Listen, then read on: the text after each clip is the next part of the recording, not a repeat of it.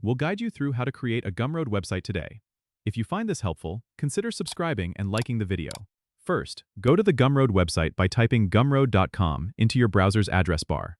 Once you're on the homepage, you'll want to sign up for an account if you don't have one yet. Click on the Start Selling button and fill in the required details like your email and a password. Now that you've set up your account, you'll be taken to your dashboard. This is where the magic happens. Look for the Products tab on the left-hand side menu and click on it. Here, you'll see an option to add a product.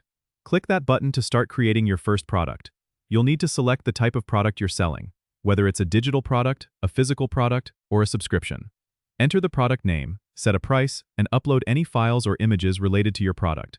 Be sure to fill out the description to give potential buyers a good idea of what you're offering. Once your product details are complete, click Publish to make it live. Now, to customize your Gumroad website, go to the Customize tab in the dashboard. Here, you can change the look and feel of your site by adjusting colors, fonts, and adding a header image. You can also set up a custom domain if you have one, making your Gumroad site look even more professional.